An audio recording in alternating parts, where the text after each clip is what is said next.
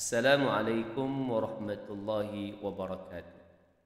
Bismillah walhamdulillah wassalatu wassalamu ala rasulillah wa ala alihi wa sahbihi wa man nasarahu wa wala.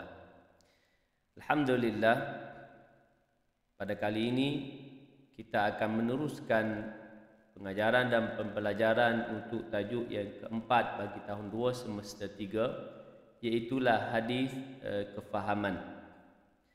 Dan sebelum kita meneruskan pembelajaran kita pada kali ini, marilah kita mulakan dengan bacaan doa agar diberkati oleh Allah Subhanahu wa taala. Bersama-sama dengan ustaz, anak-anak tanda tangan dan mengaminkan doa. Kita mulakan dengan Ummul Kitab Al-Fatihah.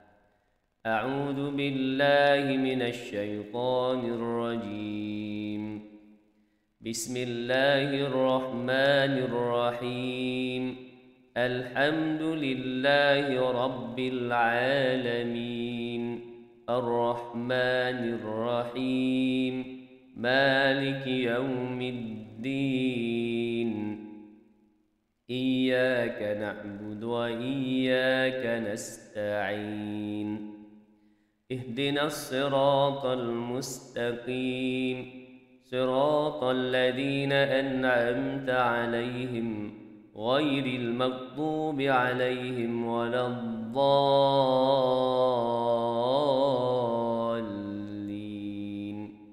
آمين. بسم الله الرحمن الرحيم الحمد لله رب العالمين والصلاة والسلام على أشرف الأنبياء والمرسلين وعلى آله وصحبه أجمعين. رب اشرح لي صدري ويسر لي أمري واحلل عقدة من لساني يفقه قولي. اللهم افتح علينا حكمتك وانشر علينا من خزائن رحمتك يا أرحم الراحمين. وصلى الله على سيدنا محمد وعلى آله وصحبه وبارك وسلم والحمد لله رب العالمين. Amin ya rabbal alamin. Mudah-mudahan proses pembelajaran kita pada kali ini dipermudahkan oleh Allah Subhanahu wa taala dan dikurniakan kefahaman. Baik, seterusnya kita akan melihat dahulu standard pembelajaran atau objektif pembelajaran yang akan patut dicapai oleh para pelajar. Baik, di sini ada 6. Pertama, membaca hadis dengan betul. Yang kedua, menyatakan terjemahan hadis. Yang ketiga, menjelaskan kepentingan persaudaraan dalam Islam. Keempat, menjelaskan cara memupuk persaudaraan. Yang kelima, menjelaskan pengajaran hadis. Dan yang terakhir, yang keenam, sentiasa mendoakan kesejahteraan rakyat. Baik, kita terus kepada standard yang pertama dan yang kedua. Yang pertama membaca hadis, yang kedua membaca terjemahan. Baik, pertama anak-anak yang dimuliakan Allah, kita baca dahulu hadis ini. Boleh ikut ustaz?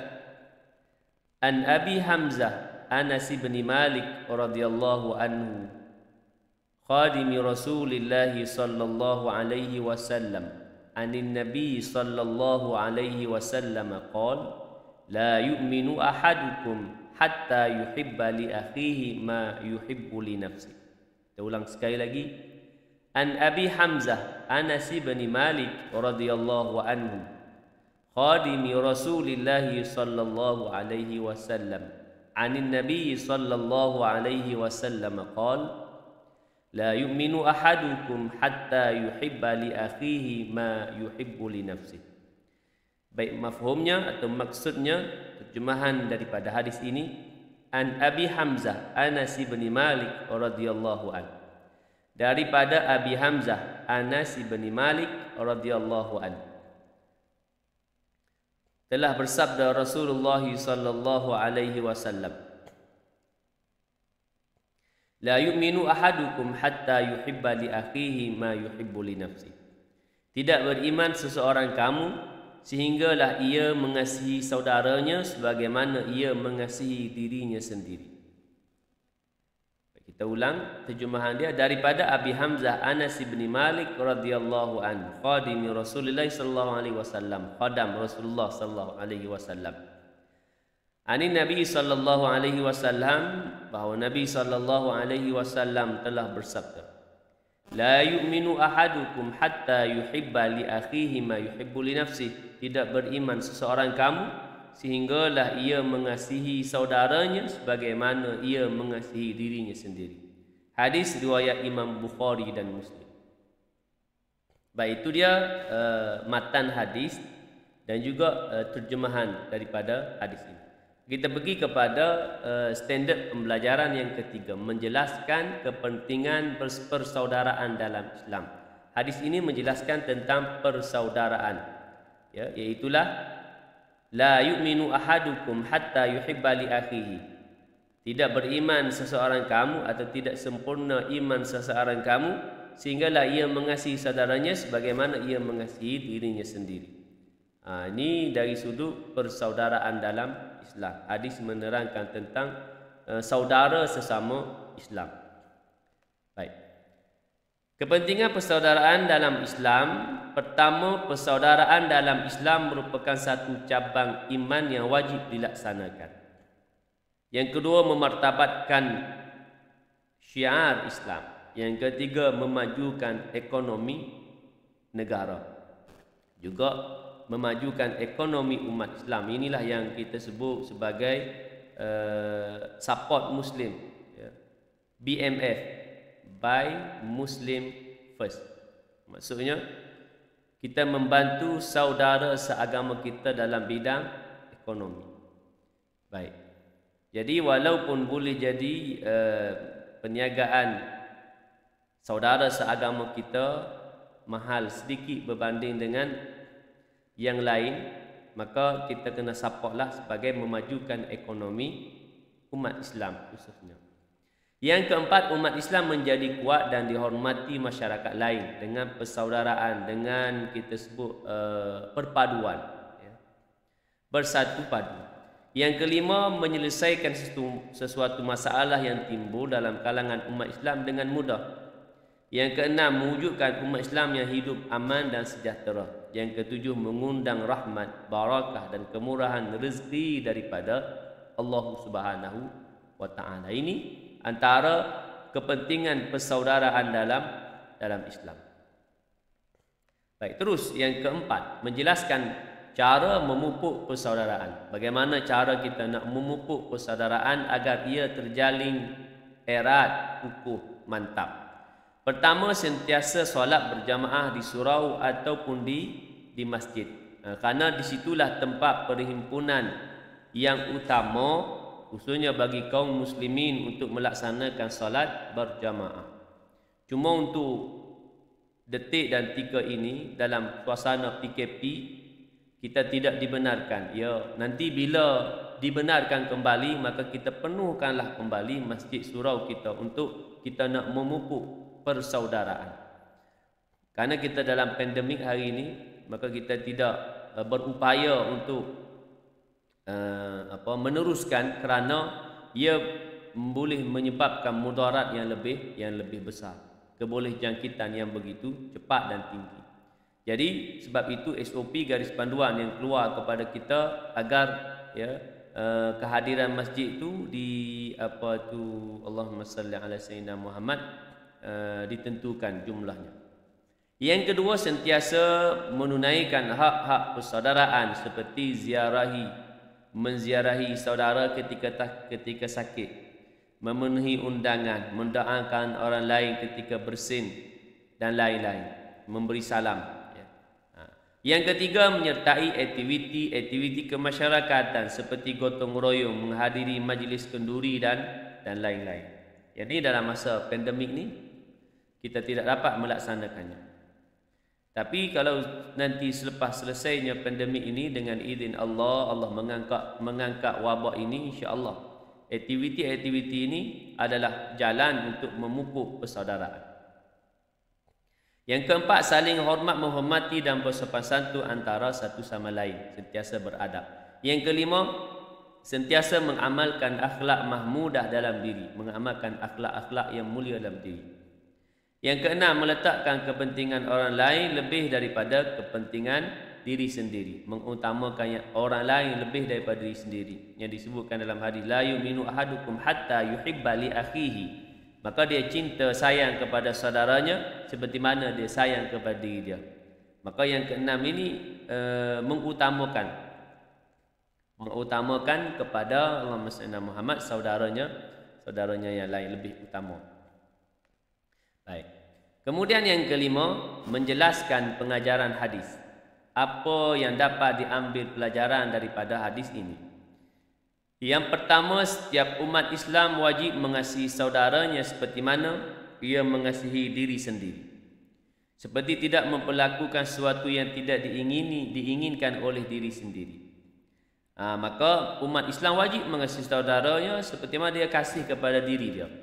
Jadi bila mana perkara itu sesuatu perkara yang tidak diingini bagi dirinya, maka begitu juga dia tidak inginkan berlaku juga kepada saudaranya.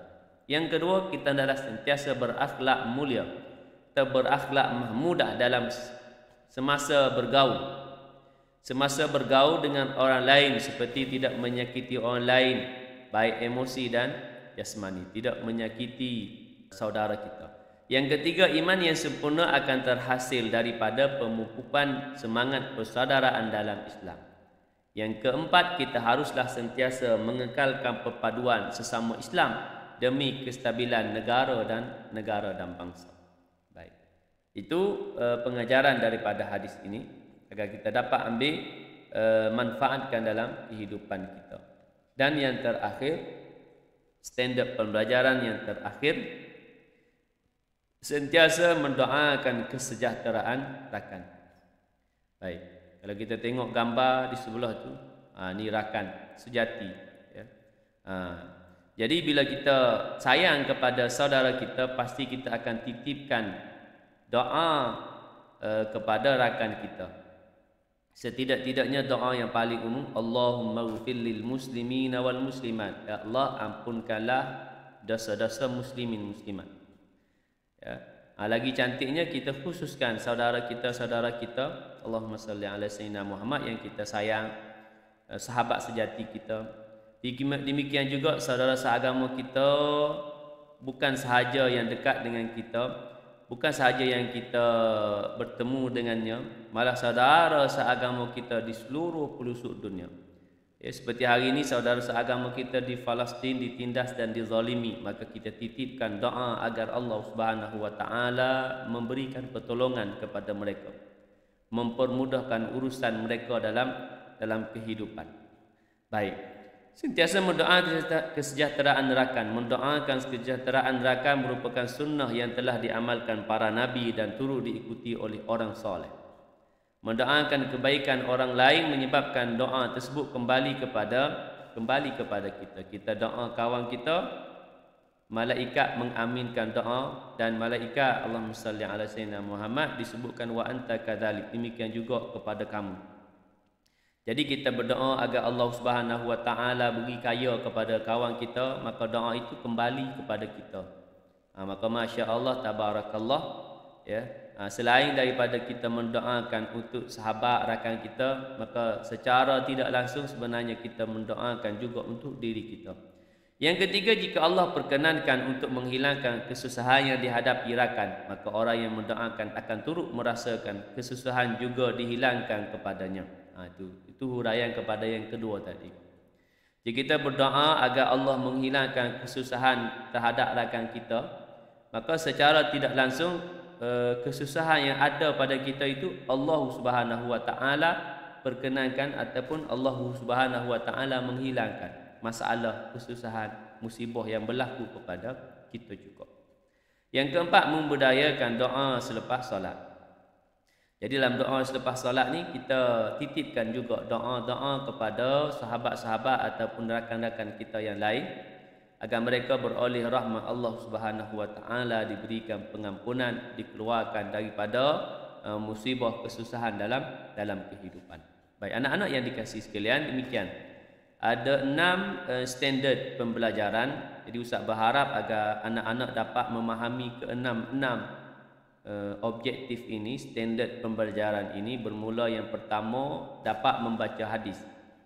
Yang kedua, dapat terjemahan, makna daripada setiap lafaz hadis itu pelajar dapat terjemahkan, ya. Tidak menjadi masalah kerana hadis ini pendek saja. La yu'minu ahadukum hatta yuhibba li akhihi ma yuhibbu li nafsi. Hadis ni pendek, mudah saja nak ingat dia punya terjemahan dia. Kemudian yang ketiga, iaitulah kepentingan persaudaraan Islam. Apa pentingnya persaudaraan Islam? Yang keempat, cara nak memupuk persaudaraan Islam agar terjalin erat. Yang kelima, pengajaran hadis. Dan yang keenam, sentiasa menitipkan doa terhadap sahabat dan rakan kita yang lain. Jadi anak-anak yang dikasihi sekalian, maka selesai pembelajaran kita pada kali ini, tajuk hadis kefahaman persaudaraan dalam Islam. Jadi mudah-mudahan Allah Subhanahu Wa Taala memberikan kefahaman kepada kita dan mempermudahkan urusan kita dalam memahami hadis ini serta melaksanakan dalam kehidupan kita hadis persaudaraan ini, agar kita dapat memupuk persaudaraan sesama Islam ini dengan sebaiknya, dengan ikatan yang begitu kukuh, mampu melaksanakan tanggungjawab kita sebagai saudara seagama Islam, ya, baik dalam Allahumma salli ala sayyidina Muhammad, baik di Malaysia maupun seantero dunia, sebagai saudara seagama. Baik, seterusnya selesai di situ, ya, maka selesailah pembelajaran kita pada kali ini.